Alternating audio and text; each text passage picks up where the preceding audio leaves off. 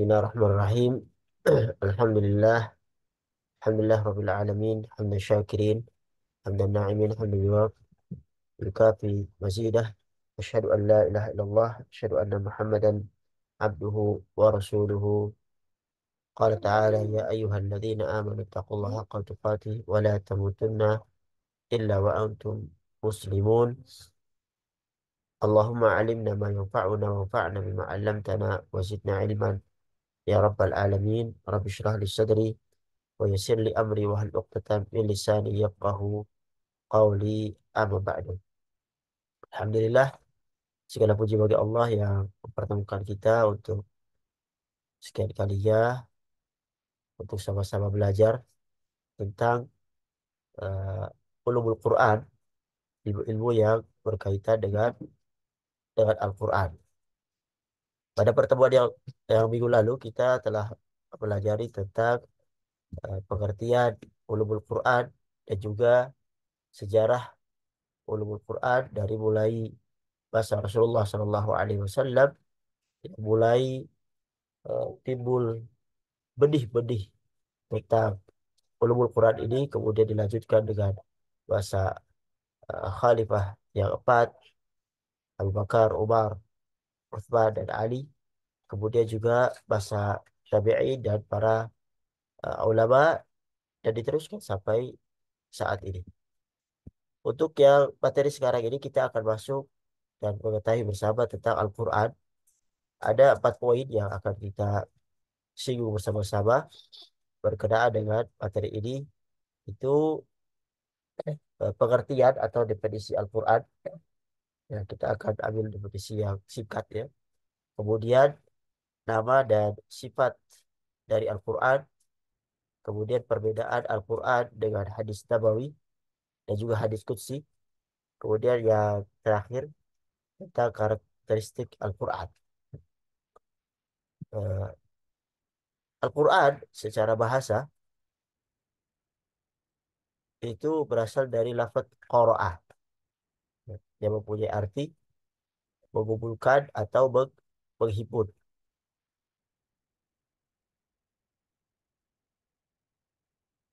Karena memang di dalam Al-Quran dia menghimpun huruf-huruf jadi kata-kata yang satu dengan yang lainnya tersusun dengan rapi sehingga menjadi ucapan yang indah dan dimengerti. Quran pada mulanya seperti qiraah, itu masdar dari qaraah. Qaraah qiraatan Qur'anan. Bagaimana firman Allah, Inna alaina jam'ahu wa Qur'anah. Fa idza qara'nahu fattabi' Qur'anah. Ya, dalam surat Al-Qiyamah ayat 17 sampai 18, sesungguhnya atas tanggungan kamilah mengumpulkannya dan membacanya. Fa idza qara'nahu fattabi' Qur'anah. Apabila kami telah selesai membacanya, maka itulah bacaannya itu.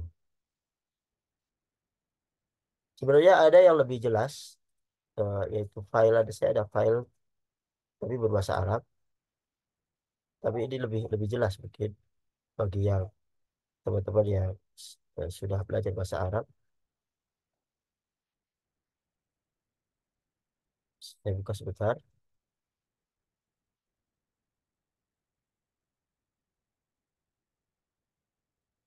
Ini dia diambil dari kitabnya ya. Qara'a ta'ti bimakna al-jama' wa dham. Mengumpulkan seperti yang diarti tadi. Dan menghimpun. Karena al-qira'ah itu dhammul huruf wal kalimat ba'duha ila ba'd fi at-tartil. Dia mengumpulkan huruf dan kalimat satu dengan yang lainnya sehingga menjadi pembicaraan yang tertil, yang fasih.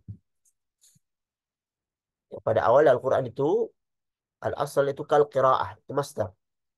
Qara'a qira'atan wa qur'anan. Inna alaina jam'ahu wa qur'ana fa idza qara'nahu fattabi' qur'ana. Ay qira'atuhu. Wa huwa masdar ala wazn fu'lan. Ya, masdar dari wazn fu'lan dengan dham ya. Seperti ghufran, syukran. Jadi qara'tu Quran wa qira'atan wa Qur'anan. Jadi makna wahid. Jadi sumya bihil maqru tasmiyatan lil maf'ulil masdar. Mungkin kalau teman-teman yang masih belum belajar bahasa Arab agak sedikit bingung ya. Jadi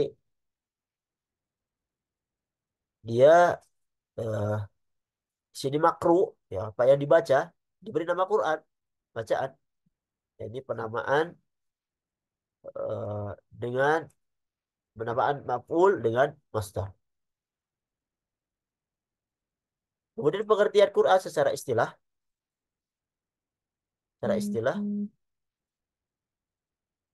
huwa kalamullah al-munazzal ala Muhammadin sallallahu alaihi wasallam al-muta'abbad bitilawatihi. Yaitu kalam Allah yang diturunkan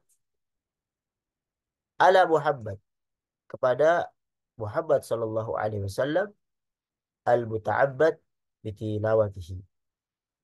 Yang membacanya kita mendapat pahala dari Allah Subhanahu wa taala.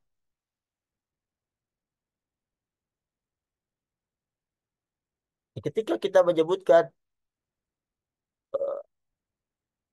Al-Quran bahwasanya dia kalamullah ya, kalamullah. Kalau kita coba mengatakan ini kalam, firman merupakan ya firman-firman Allah yang lainnya juga ada. Ya,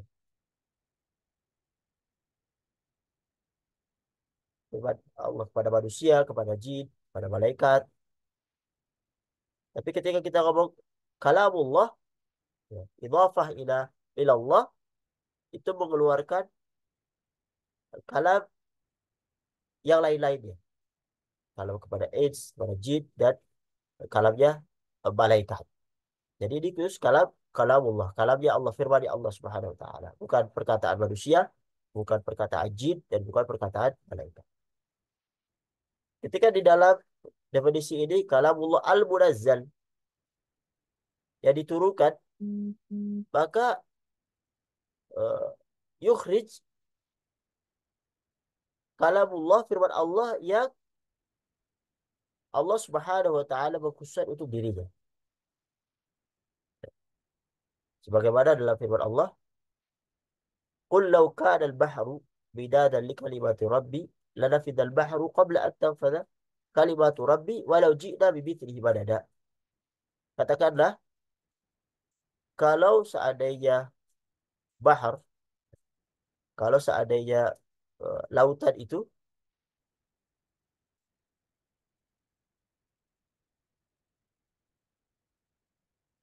kalau seandainya lautan itu, surat Al-Kahfi ayat 109, menjadi tinta untuk kalimat-kalimat Tuhan-Tuhanmu, kalimat-kalimat Tuhanku, sungguh habislah lautan itu sebelum habis kalimat-kalimat Tuhanku. Walau ji'na bimithlihi madada. Meskipun kami datangkan tambahan sebanyak itu. Jadi tidak termasuk kalam Allah dalam hal ini. Karena dia tidak munazzal. Kemudian kita ketika menyebutkan ala Muhammad, Al-Quran, kalamullah al-munazzal ala Muhammad. Kepada Nabi Muhammad SAW. Maka mengeluarkan kalamullah yang diturunkan kepada selain Nabi Muhammad. Ya, seperti yang turun kepada nabi-nabi sebelumnya. Kepada Nabi uh, Isa, Nabi Isa, Nabi Maryam, Injil. Kepada Nabi Musa, Taurat. Dan juga kepada uh, nabi-nabi yang lainnya seperti Nabi Ibrahim dan Nabi Daud ya dan lain-lain. Kemudian dalam pengertian al-muta'abbad bitilawatihi. Kalamullah al-munazzal ala Muhammad sallallahu alaihi wasallam al-muta'abbad bitilawatihi. Yang membacanya merupakan suatu ibadah. Nah, pengertian ini mengeluarkan yang pembacanya tidak mendapatkan suatu ibadah. Ibadah khusus maksudnya ya. Mengeluarkan hadis ahad dan juga hadis-hadis ad-qudsi yang kita akan sebutkan nanti perbedaannya dengan Al-Quranul Karim. Para hadirin yang rahmati Allah Subhanahu wa taala, walaupun sebenarnya ada yang mengartikan Al-Quran dengan yang lebih rinci, yang dimulai dengan Al-Fatihah, diakhiri dengan An-Nas, tapi paling tidak pengertian singkat ini sudah cukup memberitahu kepada kita pengertian Al-Quran, yaitu kalamullah, firman Allah yang diturunkan, al-munazzal ala Muhammad sallallahu alaihi wasallam, al-muta'abbad bitilawatihi, yang membacanya merupakan suatu ibadah. Kemudian kita masuk ke poin yang kedua berkenaan dengan nama dan sifat Al-Quran. Nama-nama Al-Quran agak lumayan banyak. Kita akan menyebutkan beberapanya saja. Yang terkenal adalah namanya itu Al-Quran.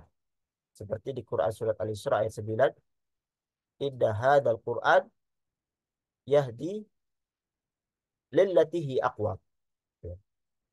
Sesungguhnya Al-Quran ini memberikan petunjuk kepada jalan yang lurus. Nama yang lain daripada Al-Quran, Al-Kitab. Seperti yang ada di Quran surat Al-Anbiya ayat 10. Laqad anzalna ilaikum kitaban fihi dzikrukum.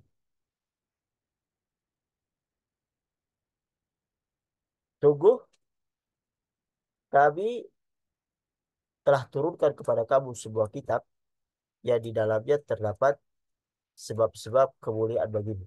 Maksud kitab di sini adalah Al-Quranul Karim. Nama selanjutnya adalah Al-Furqan. Seperti di Quran surat Al-Furqan ayat 1. Tabarakalladzi nazzala al-furqana ala abdihi liyakuna lil alamin nadhira.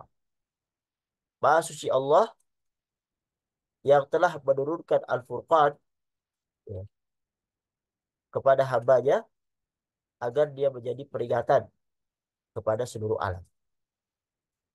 Nama yang lain, Az-Zikr. Inna nahnu nazzalna dzikra wa inna lahu lahafidhun. Quran surat Al-Hijr ayat 9. Sesungguhnya kamilah yang menurunkan Az-Zikra, itu Al-Quran. Wa inna lahu lahafidhun. Sesungguhnya kami benar-benar yang memeliharanya. Jadi langsung Allah Subhanahu wa taala, alladzi yatakaffal, yang menjamin untuk pemeliharaan Al-Quran. Makanya tidak heran dari zaman beliau Shallallahu Alaihi Wasallam sampai sekarang, bahkan sampai hari kiamat, Al-Quran tidak akan berubah. Dan ketika Allah memeliharanya, Allah menjaganya, maka juga akan dijaga eh, orang-orang yang menjaga Al-Quran, para penghafal Al-Quran, para pembelajar Al-Quran. Mereka akan dijaga oleh Allah Subhanahu Wa Taala langsung.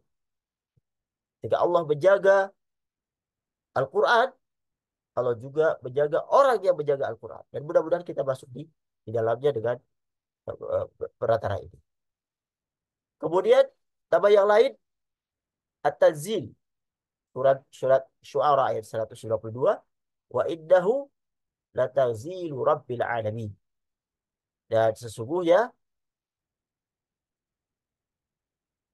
Al-Quran ini, Tanzil ini, Al-Quran ini benar-benar diturunkan oleh Tuhan semesta alam. Itu Allah Subhanahu wa taala. Ya, masih banyak nama-nama yang lain, tapi paling tidak 5 ini cukup untuk kita ketahui. Ternyata Al-Quran itu banyak namanya, dan nama itu ada di dalam Al-Quran sendiri. Ya, sebutnya di dalam Al-Quran. Dan yang populer, ya, dari paling tidak 5 nama ini atau nama-nama yang lainnya daripada Al-Quran, itu Al-Quran dan Al-Kitab. Itu nama populer ya, kita sering mengatakan apa ini Al-Quran. Ini namanya Alkitab. Ini menunjukkan seperti yang disebutkan oleh Dr. Muhammad Darras. Beliau menyebutkan dinamakan Quran karena ia dibaca dengan lisan. Ya. Dan dinamakan Alkitab karena ia ditulis dengan pena. Nah, ini menunjukkan eh, apa namanya, isyarat kepada kita sekalian bahwa saja untuk memelihara Al-Quran itu dengan 2 hal. Dengan bentuk hafalan dan bentuk tulisan yang ada di mushaf. Harus disesuaikan hafalan dan juga tulisan. Ketika hafalan tidak sesuai dengan tulisan, maka tidak tepat. Ketika tulisan tidak sesuai dengan hafalan, maka tidak tepat. Begitulah yang nanti akan kita ketahui pada pelajaran bagaimana Quran itu dikumpulkan pada masa Abu Bakar Siddiq dengan menyuruh Zaid bin Thabit. Dia mengumpulkan para penghafal Al-Quran, Al-Qurra. Kemudian juga mengumpulkan apa yang sudah tertulis di dalam kulit-kulit, di dalam batu, dikumpulkan, disesuaikan antara hafalan dengan apa yang tertulis. Sehingga terjadilah Quran yang kemudian nantinya dinasakh, di copy, ya, di copy tapi ditulis, di copy lagi pada masanya Utsman bin Affan untuk lebih lebih banyak dan dikirimkan ke setiap provinsi-provinsi yang Islam sudah berada di dalamnya. Jadi penting eh, untuk kita paling tidak minimal kita menghafal yang kita mampu ya. Apa yang kita mampu daripada Al-Quran supaya kita masuk pada orang-orang yang memelihara Al-Quran yang dengannya kita juga dipelihara oleh Allah Subhanahu wa taala. Para hadirin yang rahmati Allah oleh Allah Subhanahu wa taala, kita masuk ke poin yang selanjutnya tentang sifat-sifat Al-Quran.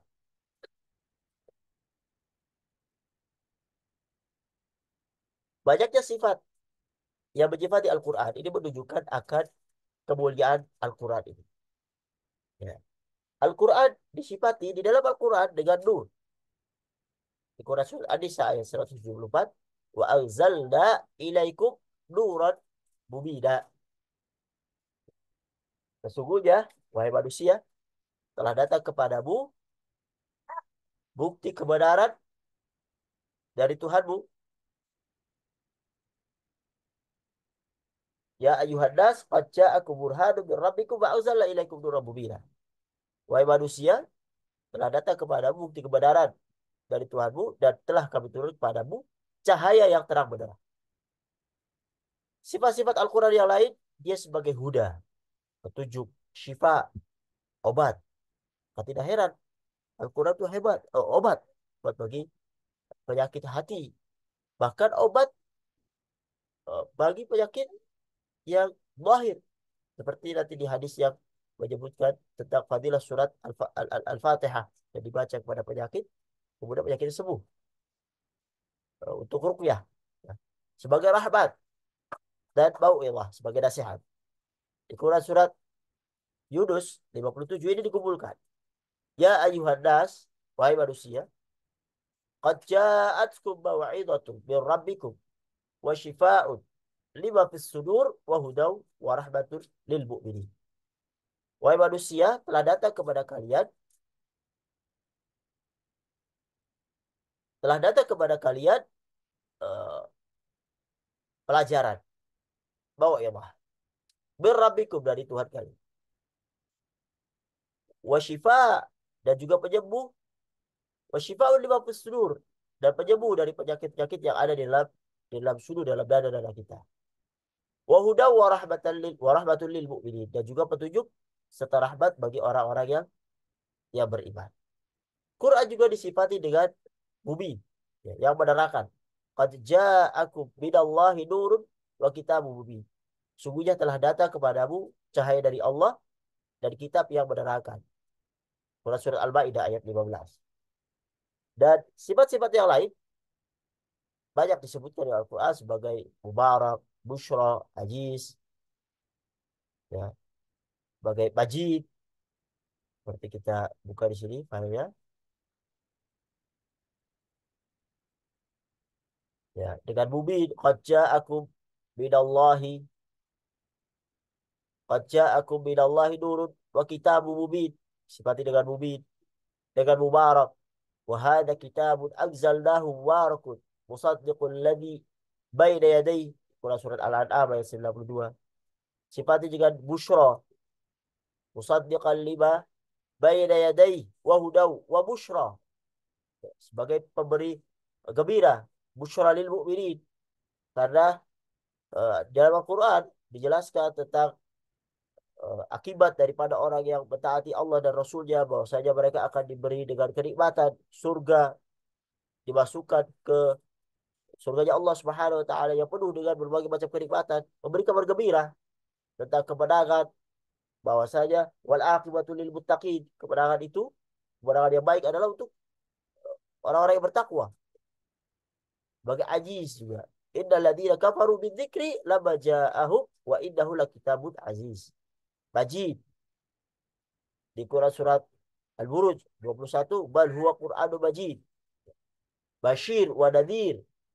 Kitabun fussilat ayatuhu Qur'anan Arabiyyan liqaumi ya'lamun basyiran wa nadhira. Quran surat Fussilat ayat 3 sampai 4. Jadi bentuk daripada banyaknya sifat Al-Quran ini menunjukkan akan kedudukan daripada Al-Quran yang sangat luar biasa, yang menjadikan kita berbangga eh, menjadi umat Nabi Muhammad SAW yang dijadikan Quran itu sebagai pedoman yang Allah Subhanahu Wa Taala menjaganya, dan mudah-mudahan kita juga masuk ke dalamnya sehingga kita terjaga oleh Allah Subhanahu Wa Taala di dalam eh, keberkahan daripada Al-Quran yang ada di tengah-tengah kita. Oleh karenanya, ini menjadikan kita harus lebih giat lagi untuk bersua dengan Al-Quran, karena dengan kita akan mendapatkan kemuliaan di sisi Allah Subhanahu wa Ta'ala. Ya. Kemudian kita akan masuk kepada poin yang ketiga tentang perbedaan antara Al-Quran, Al-Hadits An-Nabawi, dan juga hadis kursi. Kita telah mengetahui di awal tadi tentang Al-Quran. Apa itu Al-Quran? Al-Quran adalah kalamullah al-munazzal ala Muhammad sallallahu alaihi wasallam al-muta'abbad bi tilawatihi. Firman Allah yang turun kepada Nabi Muhammad sallallahu alaihi wasallam yang membacanya adalah untuk ibadah, ya. Kemudian apa perbedaan hadis nabawi dan hadis qudsi dan juga dengan Al-Quran? Hadis, kita harus mengetahui juga definisi daripada hadis, ya, hadis dan hadis. Apa itu hadis? Hadis itu secara bahasa lawan dari al-qarib, lawan dari lama. Secara istilah, dia adalah apa saja yang disadarkan kepada Nabi Shallallahu Alaihi Wasallam, baik berupa perkataan, perbuatan, ataupun sifat-sifat beliau Shallallahu Alaihi Wasallam. Nah, kita akan masuk ke contoh nanti. Contohnya yang berupa perkataan, misalnya perkataan beliau Shallallahu Alaihi Wasallam, innamal a'malu binniyat. Sesungguhnya amal itu tergantung dengan niatnya. Wa innamal likulli imri'in ma nawa. Kata beliau Shallallahu Alaihi Wasallam.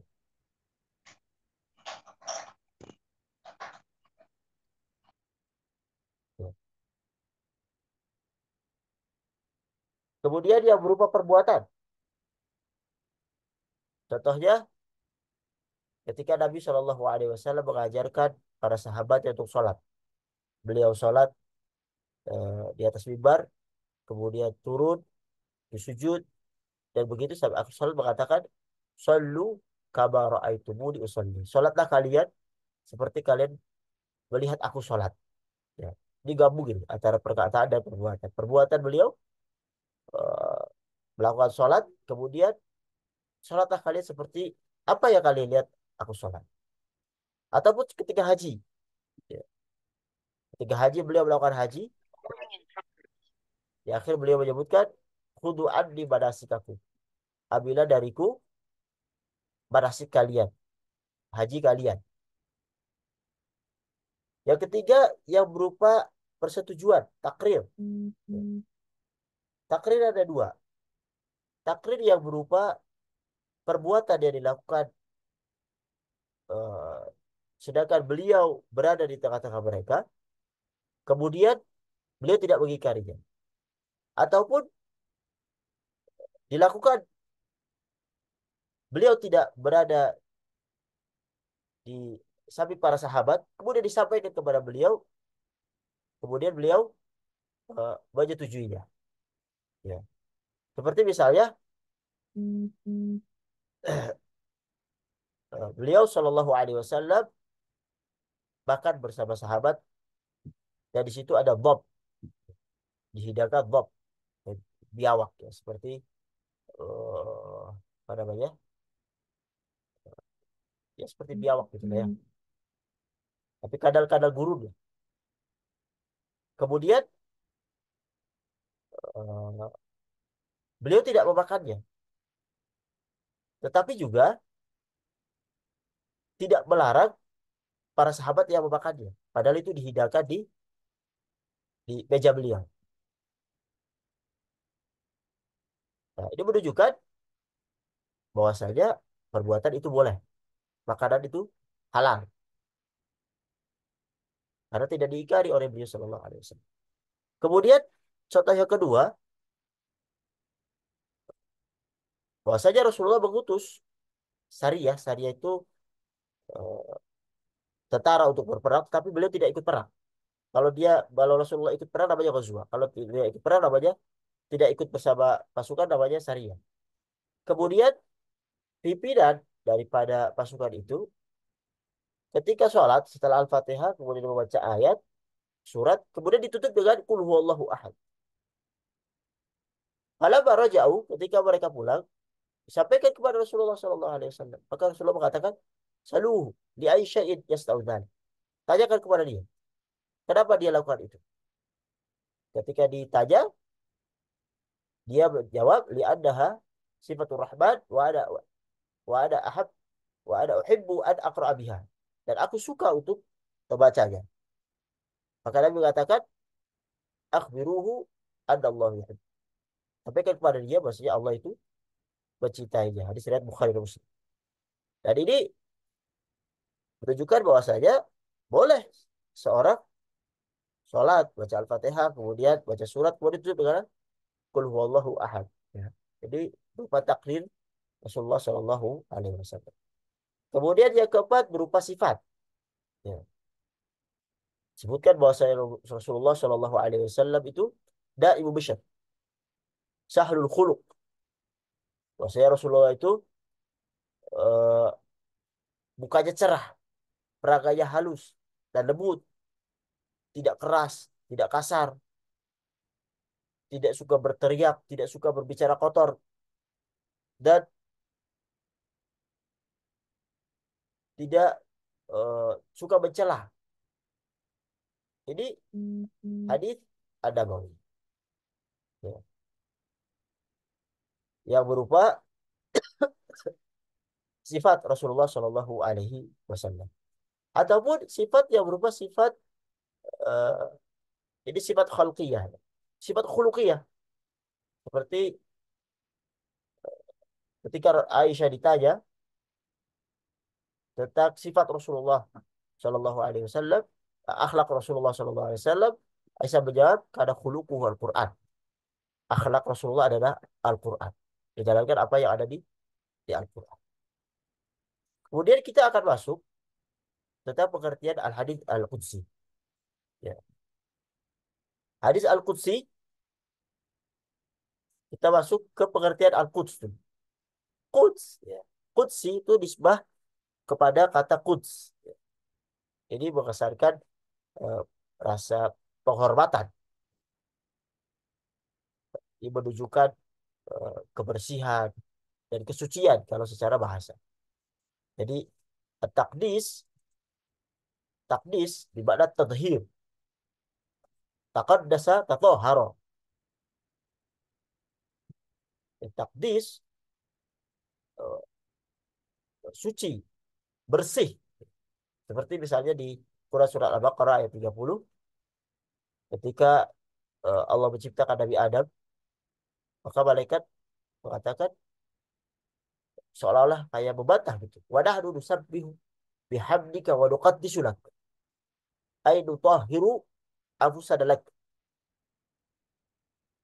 Bahwasanya kami itu senantiasa bertasbih, memuji Engkau, menyucikan diri kami karena Engkau ya Allah Subhanahu wa taala. Ini secara bahasa. Secara istilah, huwa ma yudhifuhu an-nabi sallallahu alaihi wasallam ila Allah taala. Apa yang disadarkan Nabi Shallallahu alaihi wasallam kepada Allah Subhanahu wa taala. Maksudnya apa? Maksudnya Nabi itu yarwihi ala annahu min kalamillah. Meriwayatkan perkataan ini yang merupakan firman Allah Subhanahu wa taala. Jadi Rasul itu seolah-olah sebagai perawi dari kalam Allah Subhanahu wa taala. Ya. Sebagian menyebutkan bahwasanya maknanya dari Allah, tetapi perkataannya, lafadznya itu dari min indihi, dari beliau Shallallahu alaihi wasallam. Nah, kita lihat dari contoh-contoh ya, insya Allah akan menjadi lebih jelas. Seperti eh, apa namanya, ya, hadis qudsi, seperti perkataan rawi misalnya, dari fulan fulan fulan, qala Rasulullah Shallallahu alaihi wasallam fima yarwihi an rabbihi azza wajalla. Rasulullah berkata seperti yang diriwayatkan dari Tuhannya azza wajalla. Ya, ini salah satu sirah daripada hadis qudsi. Atau mengatakan qala Rasulullah sallallahu alaihi wasallam qala Allah taala atau yaqulu Allah taala. Rasulullah bersabda, Allah Subhanahu wa taala berfirman. Atau Allah Subhanahu wa taala uh, telah berfirman. Ini salah satu sirah daripada hadis hadis qudsi.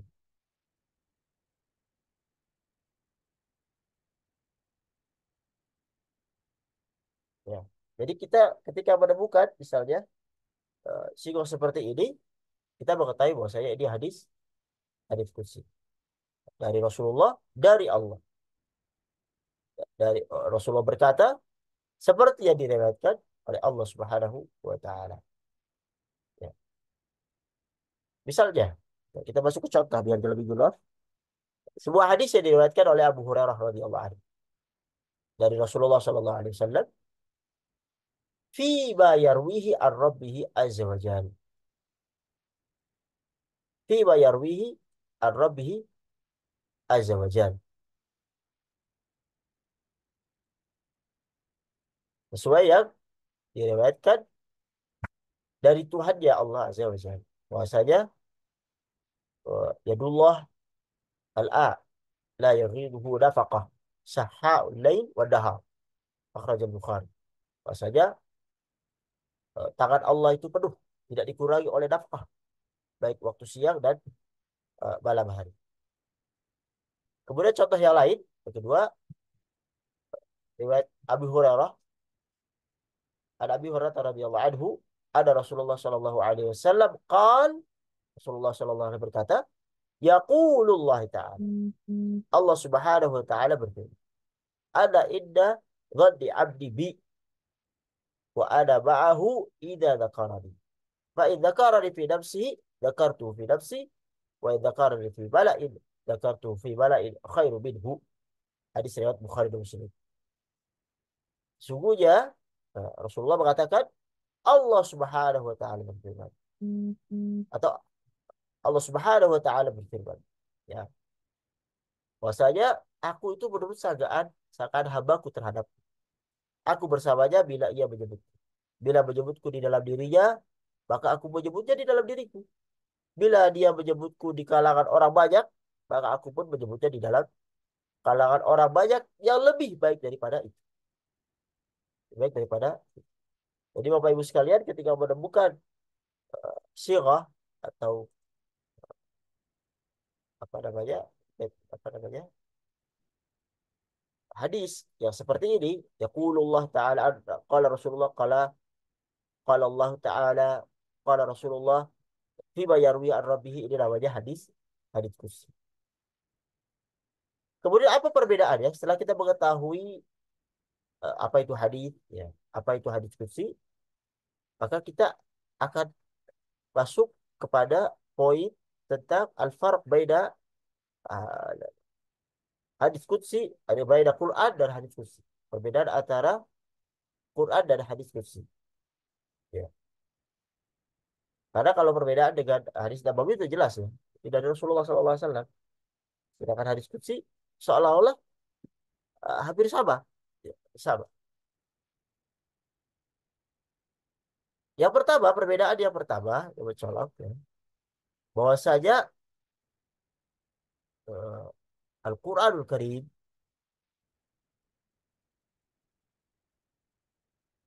itu kalamullah yang diberitakan kepada, diwahyukan kepada Rasulullah SAW dengan lafadznya. Watahadda bihal Arab. Kemudian ditantang orang Arab itu. Mujizat.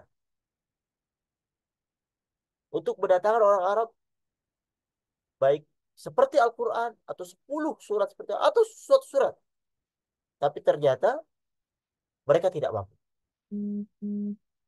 Sedangkan hadis qudsi itu tidak ada ijaz di sini. Tidak ada tantangan di sana. Ya. Sehingga kita akan menemukan nanti hadis qudsi itu ada yang sahih dan juga ada yang tidak sahih. Ketika sanadnya sahih maka dia sahih. Ketika sanadnya tidak sahih maka dia tidak sahih. Kemudian perbedaan yang kedua, wal Qur'anul Karim la yusabu illa ilallah. Dan Qur'anul Karim itu tidak dinisbatkan kecuali kepada Allah Subhanahu wa taala. Nah, dikatakan qala Allah taala. Jadi tidak diperkenankan eh, apa namanya meriwayatkan Al-Qur'an itu dengan makna, dengan makna. Tapi langsung kalau Allah taala sebutkan ayat. Beda dengan hadis qudsi, qad yurwa mudhafan ila Allah wa takun nisbah ilaihi la idhi nisbatul insya. Dinisbatkan kepada Allah Subhanahu wa taala, yang disadarkan kepada Allah eh, nisbah yang insya yang membuatnya bahwasanya itu dari Allah, tapi kenyataannya adalah lafadznya itu dari beliau Shallallahu Alaihi Wasallam. Jadi dia mengatakan adalah beliau Shallallahu Alaihi Wasallam. Qad yurwa mudhafan ila Allah wa takun nisbah ilahi hina idzin nisbatul isya. Fa yuqalu qala Allah Ta'ala atau yaqulu Allah Ta'ala wa qad yurwa mudhafan ila Rasulullah Shallallahu Alaihi Wasallam. Yakun nisbah hina idzin nisbatul ikhbar. Karena Rasulullah yang mengabarkannya. Rasulullah mengabarkan maksudnya Allah Subhanahu wa taala berfirman. Berbeda dengan Al-Qur'an. Dan diperkenankan meriwayatkan hadis qudsi itu dengan makna. Diperkenankan untuk itu. Kemudian perbedaan ketiga, Al-Qur'an itu seluruhnya itu tawatur. Mangqul bitawatur. Bitawatur.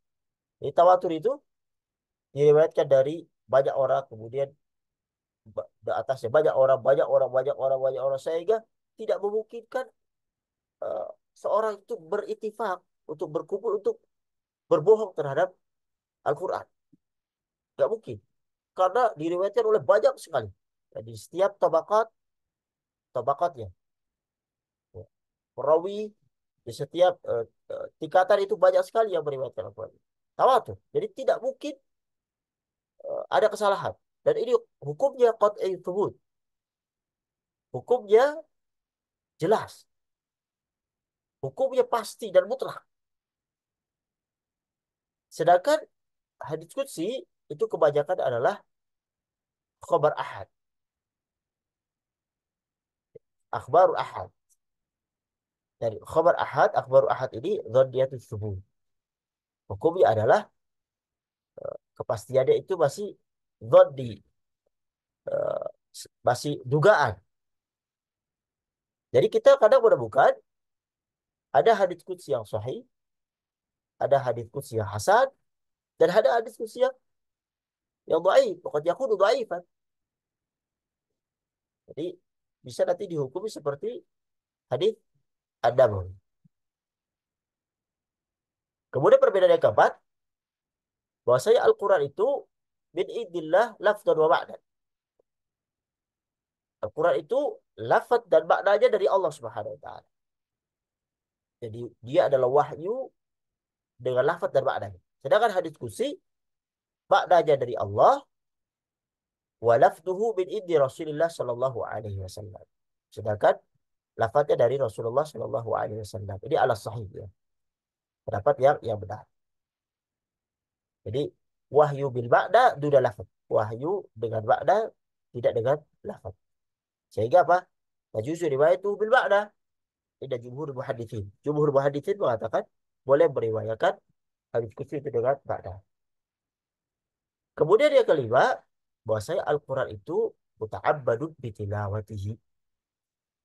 Bahwasanya Quran itu membacanya itu kita mendapatkan pahala. Bahkan Rasulullah menyebutkan la aqulu alif lam mim harfun. Aku tidak mengatakan alif lam mim itu harfun. Wa innama alif harf wa lamun harf wa mim harf. Alif itu satu huruf, lam itu satu huruf, mim satu huruf. Wal hasanatu bi asyri amsalihha. Dan hasanah kebaikan dari membaca Al-Quran itu sesuai dengan huruf. Kalikan 10. Ya. Masya Allah. Jadi pahalanya luar biasa. Ketika kita baca surat Al-Fatihah, Masya Allah pahalanya sangat luar biasa. Ya. Per huruf dari Allah Subhanahu Wa Taala. Dan juga ta'ayyad al-qira'ah bihi fi salah. Dan disuruh kita membacanya di dalam salat. Ikulah surat Abu Zabil ayat 20. Faqra'u ma tayassara minal Qur'an. Bacalah apa yang mudah bagimu dari Al-Quran di dalam salat. Dan membaca ibadah. Ya. Bacanya ibadah. Sedangkan hadits qudsi nggak boleh dibaca dalam sholat. Nggak boleh. Dan seorang diberi pahala wa yuthibullah ala qiraati thawaban abad. Ketika membacanya, pahalanya pahala umum. Pahala hadis. Ya. Tidak seperti pahalanya orang baca Al-Quran. Seperti yang diriwayatkan oleh Ibnu Tirmidzi dari Ibnu Mas'ud. Ya, hadis yang hasan sahih. Man qara'a harfan min kitabillah falahu hasanah. Wal hasanatu bi asyri amsalihha. La aqulu alif lam harfun, walakin alif harfun, wa lam harfun, wa mim harfun. Barang siapa membaca satu huruf dari Al-Quran, maka dia mendapatkan satu kebaikan. Dan satu kebaikan dikalikan 10. Aku tidak mengatakan alif lam itu satu huruf, tetapi alif satu huruf, lam satu huruf, dan mim satu satu huruf. Subhanallah. Inilah di antara 5 perbedaan antara hadis antara Quran dengan hadis qudsi. Baik para hadirin dan rahmati Allah Subhanahu wa taala, kita masuk ke poin yang terakhir berkenaan dengan karakteristik Al-Quran. Karakteristik Al-Quran. Yang dengannya mudah-mudahan menambah kita semangat lagi untuk lebih memperbanyak persinggungan kita dengan Al-Quran. Di antara karakteristik Al-Quran, yang pertama dia adalah uh, kitab ilahi. Di Al-Quran berasal dari Allah Subhanahu wa taala baik lafaz maupun makna, diriwayatkan atau diwahyukan kepada Rasulullah Shallallahu alaihi wasallam wahyu yang jelas dibawa oleh malaikat Jibril ya, untuk sebagai uh, petunjuk, inspirasi, apa namanya, undang-undang yang jelas di dalam kehidupannya supaya dia bisa selamat di dunia dan di akhirat. Alif lam ra kitabun uhkimat ayatu thumma fussilat min ladun hakimin khabir. Quran surat ayat 1. Alif lam ra inilah kitab ya, yang ayat-ayat yang disusun dengan rapi serta dijelaskan secara terperinci yang diturunkan dari si Allah Yang maha bijaksana lagi maha maha tahu. Karakteristik yang kedua, Al-Quran itu kitab suci yang terpelihara. Ya. Kitab suci yang dari diturunkan, dia terpelihara keasliannya sampai sekarang. Dan Allah sendiri yang menjamin pemeliharaannya. Tidak dibebankan kepada seorang pun. Tidak seperti kitab-kitab yang terdahulu dibebankan kepada umatnya. Sehingga apa? Sehingga terjadi perubahan, penambahan, pengurangan sesuai dengan hawa nafsu mereka. Allah Subhanahu wa taala sebutkan di Quran surah Al-Maidah ayat 44, "Bima stuhfizu min kitabillah." Disebabkan mereka itu diperintahkan memelihara kitab-kitab Allah. Jadi mereka yang memelihara umat-umat itu. Sehingga apa? Terjadi seperti yang saya bilang tadi, penambahan, pengurangan sesuai dengan hawa nafsu mereka. Sedangkan Al-Quran langsung dipelihara oleh Allah Subhanahu wa taala. Inna nahnu nazzalna dzikra wa inna lahu lahafidun. Ya. Sesungguhnya aku yang menurunkan Al-Quran, Al-Dzikra, dan akulah yang menjaganya. Yang ketiga, Al-Quran itu kitab suci yang menjadi mukjizat. Ya. Mukjizat terbesar yang diberikan kepada Nabi Muhammad SAW. Bahkan ditantang orang-orang Arab itu. Ya. Dan mereka tidak mampu untuk mendatangkan seperti yang ada di Al-Quran. Ditantang satu Quran, 10 surat. Bahkan satu surat mereka tidak mampu. Bahkan ketika uh, Musailamah Al-Kadzab membuat seperti Quran, yang benar di Al-Quran, bahkan orang yang belum masuk Islam itu tahu bahwasanya dia itu kadzab dan ini bukan Al-Quran karena tidak ada kelezatan di dalam kata-kata yang dia susun. Kemudian karakteristik yang keempat, bahasa Al-Quran di kitab suci yang menjadi penjelas dan dimudahkan kita untuk pemahamannya. Ya, penjelas dan mudah dipahami. Tidak seperti filsafat yang kalor ngidul ke sana ke sini yang seolah-olah susah dipahami. Ya. Terjadi simbol-simbol yang sulit. Tapi tidak. Al-Quran mudah dipahami. Ya, karenanya Allah Subhanahu wa taala bahkan menyebutkan di Quran surah Al-Qamar ayat 17 disebutkan 4 kali diulangi. Walaqad yassarna al-Qur'ana lidzikri fahal min muddakir. Dan sungguhnya telah kami turunkan, kami mudahkan Al-Quran untuk pelajaran. Adakah orang yang mengambil pelajaran? Permasalahannya, kita kan termasuk orang yang mengambil pelajaran itu. Kalau kita mencoba untuk mengambil pelajaran, maka kita akan menemukan kemudahan itu. Banyak rahasia-rahasia yang dapat dipahami. Ayat-ayat yang bisa ditadaburi. Ya. Dan sesuatu yang mudah, mudah. Tapi tidak untuk bermudah-mudahan. Dengan tidak mempelajari ilmu-ilmu yang berkenaan dengan Al-Quran, kita pelajari supaya kemudahan itu benar-benar terjadi. Kemudian Al-Quran adalah kitab suci yang lengkap. Kitab suci yang menyeluruh pokok-pokok agamanya dan ruh wujud Islam ada di situ. Ya. Konsep akidah, tata cara ibadah, tutur akhlak, kita hukum, semuanya di situ. Wa nazzalna 'alaika al-kitaba tibyanan likulli syai', likulli syai'. Kami turun kepadamu Al-Quran untuk menjelaskan segala sesuatu. Padahal ayat 89. Allah Subhanahu wa taala jelaskan di situ. Permasalahannya, adakah kita mendalaminya apa tidak? Ketika kita mendalaminya, insya Allah kita akan menemukan ternyata semua obat yang ada di dalam Al-Quran. Kemudian yang keenam, Al-Quran adalah kitab suci seluruh zaman. Kitab yang abadi. Bukan pada masa tertentu. Ya, kemudian expired, habis waktunya. Hukum-hukum Al-Quran, perintah larangan, tidak berlaku untuk zaman Nabi saja. Tapi sampai akhir kiamat. Nah ini menentang sebagai bantahan terhadap orang-orang yang mengatakan, itu kan turun pada zaman itu, cocok untuk zaman itu. Zaman sekarang, zaman kemajuan tidak cocok. Enggak, tidak seperti itu. Cocok. Permasalahannya, maukah engkau pelajarinya? Dan ternyata, bahkan zaman yang belum engkau ketahui, perkara gaib, itu sudah disebutkan di dalam Al-Quran. Ya, disebutkan dalam Al-Quran. Yang kita sendiri belum menjalaninya. Baik dari perkara kematian, perkara setelah kematian, itu disebutkan dalam Al-Quran. Perkara surga neraka, disebutkan di dalam Al-Quran. Perkara-perkara yang dulu kita nggak ketahui. Dari perkara jadi, bagaimana itu tersusun. Yang kita menjalani masa itu, tapi tidak tahu.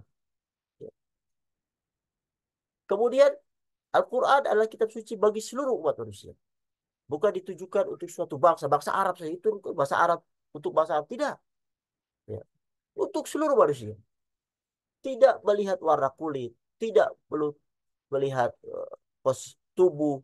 Ya, warna apa namanya rambut. Tidak. Ini semuanya. Menyeluruh. In huwa illa dzikrun lil alamin. Al-Quran itu tidak lain hanyalah peringatan bagi alam semesta. Quran surah At-Takwir ayat 27. Sehingga apa? Al-Quran ini bisa dipahami untuk seluruh manusia. Tentunya dengan mempelajari ilmu-ilmunya. Ketika dipelajari ilmu-ilmunya sehingga mengetahui apa yang ada dalam Al-Quran. Bahkan berapa banyak para ulama yang terinspirasi ketika dia membaca Al-Quran, bersentuhan dengan Al-Quran.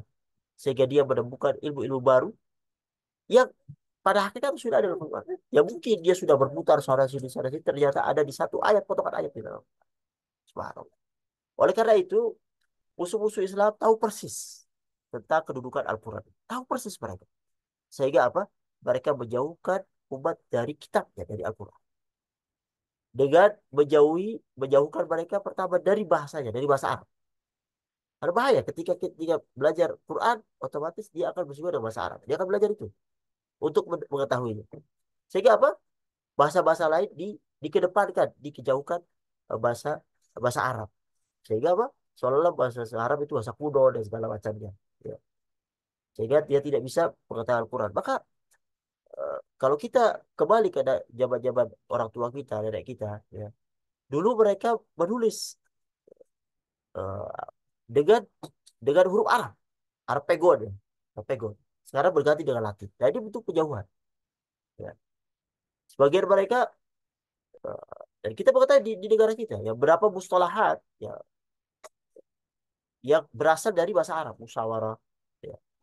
Dan masih sampai sekarang silaturahmi berasal dari Al-Quran. Inilah pelajaran pada kesempatan kali ini berkenaan dengan Al-Quran yang mudah-mudahan menyadarkan kita sekalian akan pentingnya Al-Quran di dalam kehidupan kita yang mudah-mudahan Allah Subhanahu wa taala eh, memudahkan kita sekalian untuk bisa memahami baik dari membacanya ya, baik dari menghafalkannya, kemudian bertadabburinya dan yang terakhir menghafalkannya. Ya. Karena ketahuan seseorang atas sesuatu itu menjadikan dirinya akan menjadi dekat dengan apa yang dia ketahui tadi. Mudah-mudahan taufik Allah bersama kita sekalian sehingga kita menjadi umat-umat yang terpilih untuk bisa eh, seperti yang disebutkan Umar bin Khattab, innallaha yarfa'u bihadzal kitab aqwaman wa yadh'u bihi akharin. Sesungguhnya Allah mengangkat kaum ini dengan Al-Quran dan menjatuhkan kaum yang lain itu dengan Al-Quran juga ketika mereka tidak berpegang teguh dengannya. Mudah-mudahan yang sedikit ini bermanfaat bagi saya pribadi dan juga ikhlas kalian. Hadza wa sallallahu ala Muhammad wa ala alihi wa sahbihi ajma'in.